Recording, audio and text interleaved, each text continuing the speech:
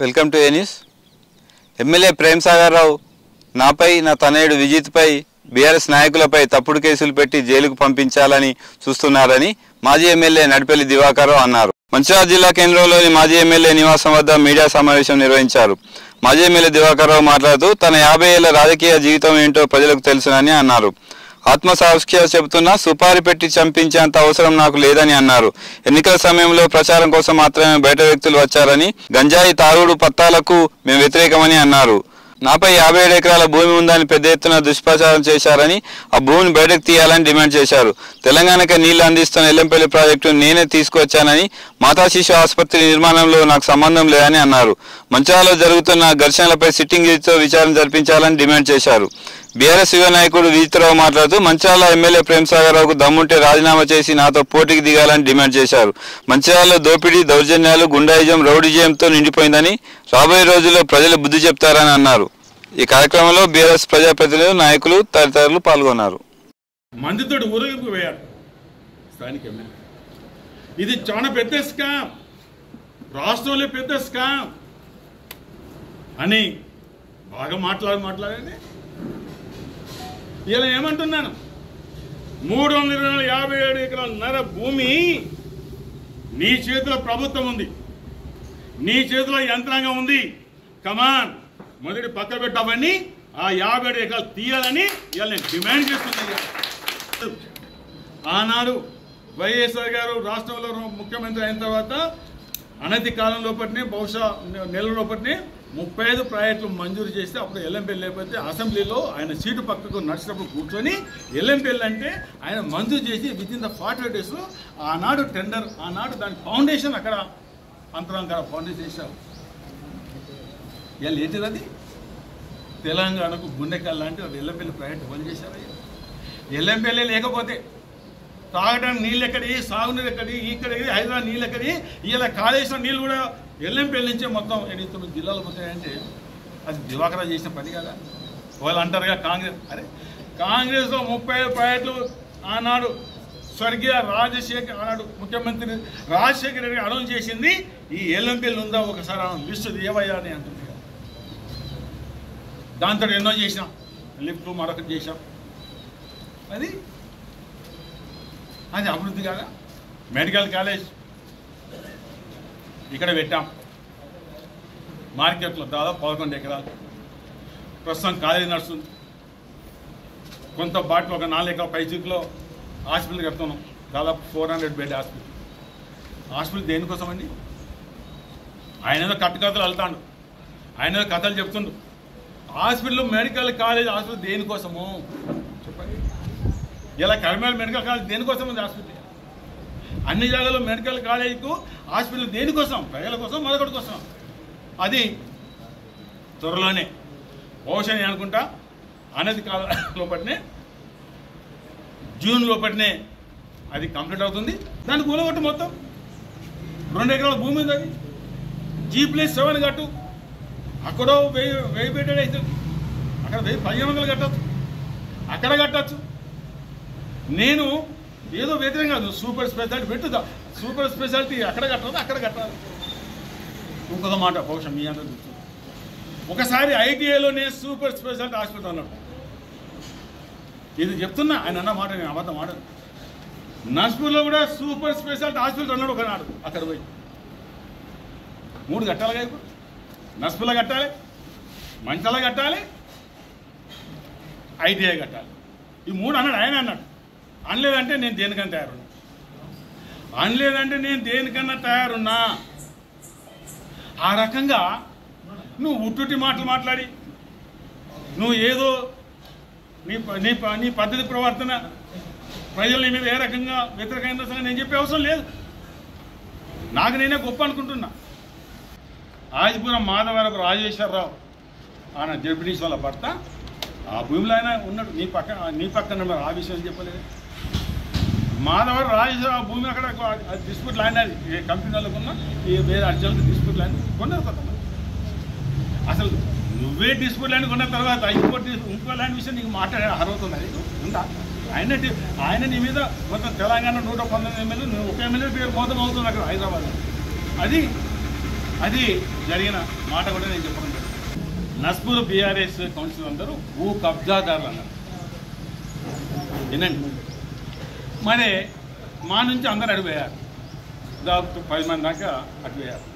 మరి ఇప్పుడు వాళ్ళు భూ కబ్జాదారుల, నీతి పర్ల, నిజాయితీ పర్ల, అది నువ్వే చెప్పాలి. నేను అనలేదు, నేను వేగ అనలేదు, నువ్వు అన్నవాడలేదా? నస్పూర్ సంబంధించిన బీఆర్ఎస్ కౌన్సిల్ భూ కబ్జాదారులు అన్నవా? ఇవాళ నువ్వు ఏం సమాధానం చెప్తావు చెప్పు. ఇవాళ నీ పక్కన అటు ఇటు ఉన్నారు కదా, నీ పక్కనే ఉన్నారు కదా. ఆ 324లో కూడా ఎవరు ఏంటిది, ఎవరు బ్లాక్ మీద డబ్బులు తీసుకుని నీ దగ్గర ఉన్నారు, డబ్బులు తీసుకుని నీ దగ్గర ఉన్నాను అంటున్నా. నీ ఆ పక్క ఈ పక్క కూర్చుంటున్నారు వాళ్ళు. కొన్ని బంగ్లాలు ఓడగొడతా ఉన్నావు కొన్ని అనా, కానీ నేను వ్యతిరేకత వాస్తవంగా చెప్తున్నా. ఒక బంగ్లా కూలుతుంటే నేను దాన్ని భరించలేనని చెప్తున్నా. ఇంటి వాళ్ళు ఏ రకం బాధపడతారు అంత ఎక్కువ బాధపడతారు. కానీ ఈ మహానుభావుడు సంతోషపడుతున్నాడు. కూలగొడితే సంతోషపడుతున్నాడు, ఇంకా కూలగొడతాడట, ఇంకా కూలగొడతాడట. కూలగొడితే ప్రజలు ఇస్తారు తీర్పు. ప్రజలు ఎవరి చేతుల్లో లేరు. ప్రజల తీర్పును శిరస వహించవలసిందే. మేము కూడా ప్రజల తీర్పును శిరస వహించాలి. ఇది కూడా గుర్తుపెట్టుకోండి. మరొక మాటికి ఏం కమిషన్ మీద కక్కుర్తి ఎందుకయ్యా? నీకు ఆ మాట అనడానికి నోరెలా వస్తుంది? ఎమ్మెల్యే గారు, నేను ఎన్నోసార్లు చెప్పినా కదా. ఏమని చెప్పాను? 2 సందర్భాల్లో నువ్వు నాకు కోఆపరేటివ్ ఎన్నికల్లో, ఎమ్మెల్సీ ఎన్నికల్లో డబ్బులు ఇస్తామంటే నేను డబ్బులు తీసుకుని అన్న, నువ్వు ఒక్కవే తీసుకుంటా అన్న మాట ఆనాడు అన్న నోరు ఈనాడు ఎందుకు తప్పు మాట్లాడుతున్నావు? నేను తీసుకున్నాను కదా. ఇవాళ నా మీద ఏమనంటే కక్కుర్తి. నేను కక్కుర్తి పడితే భూదాన భూమి 25 ఎకరాలు నేను తీయగలుగుతానా? నేను కక్కుర్తి పడితే మార్కెట్ యార్డ్లో వేరే కేసు ఇస్తే పెంటయ్య మున్సిపల్ ఆనాడు మార్కెట్ చైర్మన్గా ఎన్నిసార్లు కోర్టు పంపించాలో తెలుసుకోండి. ఆ భూమి మార్కెట్లో కొంత భూమిని కాపాడలేదు. అంటే మాటిగా అంటున్నాడు. దివాకరావు ఎందరికో పనిచేశాడు, ఎన్నెన్నో పనులు చేశాడు. ఎప్పుడూ నేను కమిషన్లకు నేను కక్కుర్తి పడలేదు. ఇవాళ నువ్వు ఎక్కడెక్కడ తీసుకుంటున్నావు మాకు తెలియదా?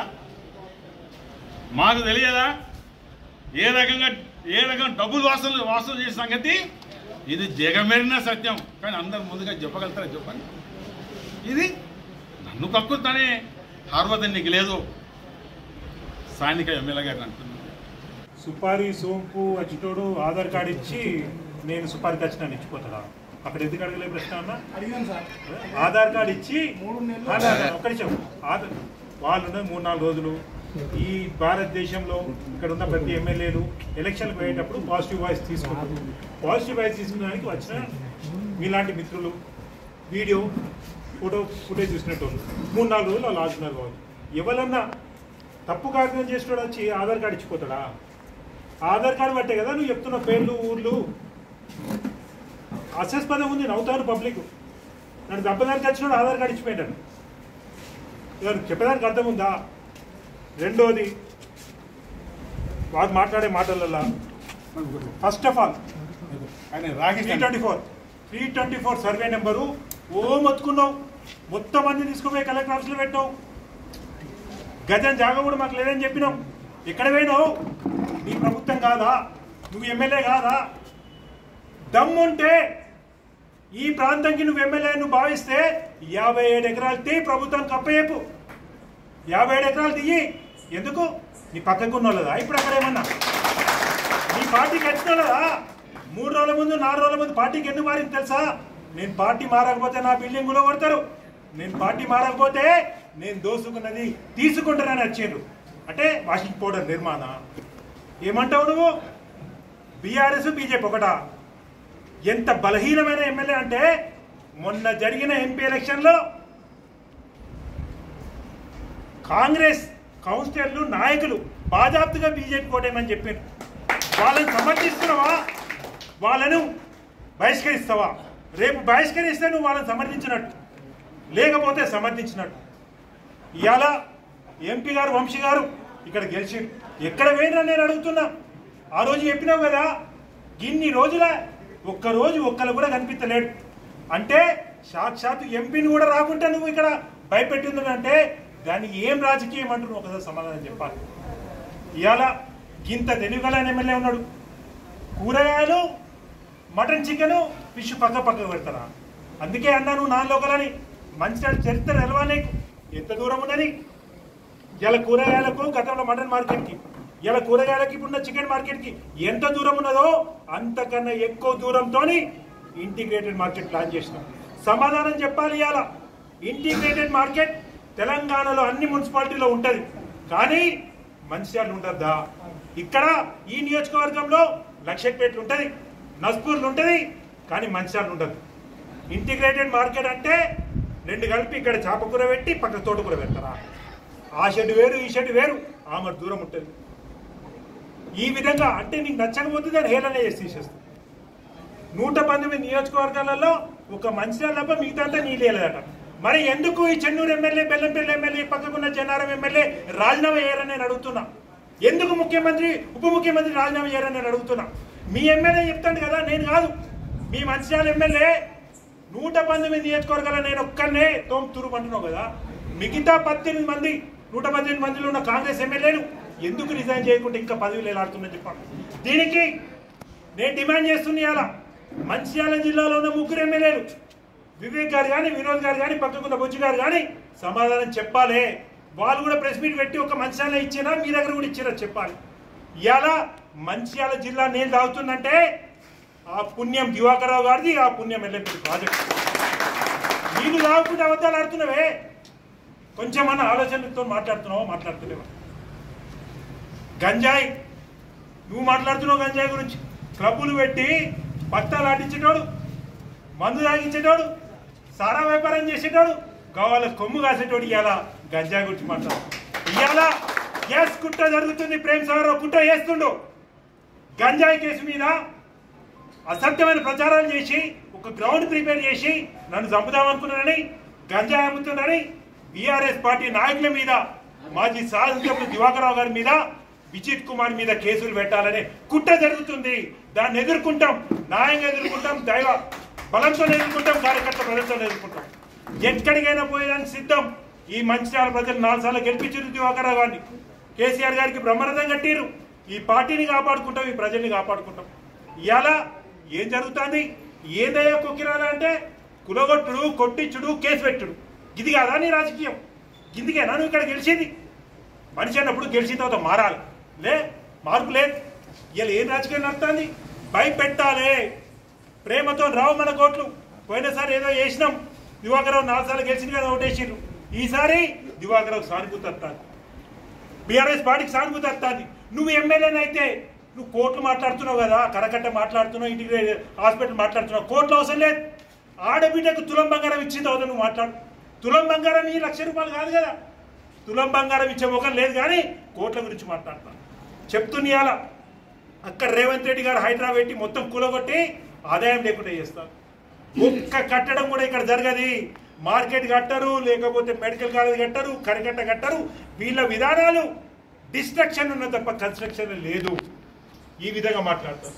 ఇంకో మాట మాట్లాడతాడు, మనిషి పుట్టినప్పుడే చావు రాసి ఉంటుంది. నాకు కూడా రాసి ఉన్నది చావు. నా డేటు నా టైం కూడా ఎప్పుడో రాసి ఉన్నది. ఎవ్వడు భయపడటం లేదు. ఎప్పుడైనా సిద్ధంగా ఉంటాం ప్రజల కోసం. 2 రకాల నాయకులు ఉంటారు. ఒకరు కార్యకర్తల ముందు పెట్టి వెనుకకుంటాడు, వేరేలో మాలాంటి వాళ్ళం నాయకుల ముందుంటాం, మా ఇంత కార్యకర్తలు. మేము కనుక వేరే ఆలోచించుంటే మా ఇంట్లో అమ్మ ఉండే, చిన్న పిల్లలు ఉండే, ఇంటి ముంగట అందరూ కూడా వేరే విధంగా ధర్నా చేశారు. ఒక్కళ్ళన్నా జైలుకు పంపించినామా? ఒక్కళ్ళన్నా ఒక్క రోజన్నా ఒక గడి అన్నా లక్ష్మీపేటకు ఆదిలాబాద్ పంపించినామా? అది మా ప్రవర్తన, అది మా నిజాయితీ. నువ్వేం చేసినావు? ఎవరన్నా జీవితంలో ఎవరన్నా రోడ్డు కూడా కొట్టుకుంటూ ఉంటాడా? ఇక విచిత్రం చెప్తా, మీరు అడిగిన దానికి సీనన్నా. అక్కడ ఢీకొండ అన్నదేమో ప్రభుత్వ ల్యాండ్లో కట్టినని చెప్పేసి కులగొడతా అంటే పేరసంతి ఇంటి పక్కకు ప్రభుత్వ ల్యాండ్లో ఇల్లు కట్టిన రావురెడ్డి కాంప్లైంట్ ఇచ్చిన రోడ్డు కట్టిండు. ప్రభుత్వ ల్యాండ్లో ఇల్లు కట్టిన వ్యక్తి కాంప్లైంట్ ఇచ్చిన రోడ్డు కూడా కొట్టాడు. మరి అదే ఇది కూడా కొలాల్సి ఒక్కటి. ఎవరైనా రాజకీయంగా కులగొట్టడం పరిష్కారం కాదు అని మేము నమ్ముతున్నాం. ఒకవేళ తెలియక తప్పు చేసి ఉంటే ప్రభుత్వ ల్యాండ్లలో కనుక కొని ఉంటే నేను చెప్పిన మాట కాదు. ముఖ్యమంత్రి ఇప్పుడున్న ముఖ్యమంత్రి దంపతులు గతంలో వారు ప్రతిపక్షంలో ఉన్నప్పుడు వీడియో మీరంతా చూసి ప్రభుత్వంలో ఒక పద్ధతి ఉంటుంది, వాళ్ళ దగ్గర మనం జీవో రిలీజ్ చేసి రెగ్యులరైజ్ చేసి పైసలు తీసుకోవాలని నేనన్నా. దానికి సమాధానం ప్రభుత్వ భూమిలో కట్టాలా మీరు సమర్థిస్తున్నా అన్న దానికి ప్రతిపక్షంలో ఉన్న రేవంత్ రెడ్డి గారు ఏం మాట్లాడినో ఒకసారి మీరు వినాలని నేను. ప్రతిపక్షంలో ఒక మాట, ఇప్పుడు ఒక మాట కాదు కదా. ఇవాళ నేను చెప్తున్నా, మీకు దమ్ము ధైర్యం ఉంటే నేనే కాంటాక్ట్ చేస్తా, విజిత్ కుమార్ కాంటాక్ట్ చేస్తాడు. కాదు ఇండిపెండెంట్గా చేస్తావా మా పెద్దలు కేసీఆర్ గారి ఆశీర్వాదంతో బీఆర్ఎస్ పార్టీ నుంచి నేను వస్తా. నీకు కనుక 2 లక్షలు కాదు, 1 లక్ష కాదు, అసలు నువ్వు గెలుస్తావని నమ్మకం ఉంటే నువ్వు రా, పోటీ అయ్యి. నేను రెడీ ఉన్నా. ఇవాళ పెద్దలు మా పెద్దలు కేసీఆర్ గారి ఆశీర్వాదంతో రెడీ ఉన్నా. లేదు ఇండిపెండెంట్ అంటే సరే. ఎంత వ్యతిరేకత ఉందంటే ఓటు కనుక కాంగ్రెస్ వాళ్ళు అడిగితే తూ అని ఉంచుతారు, తూ అని ఉంచుతారు. అట్లాంటివి ఇవాళ 4 సార్లు గెలిచి ఒక్క వ్యక్తికి కూడా ఇబ్బంది పెట్టిన దివాకర్ రావుకి నువ్వు పోటీవా?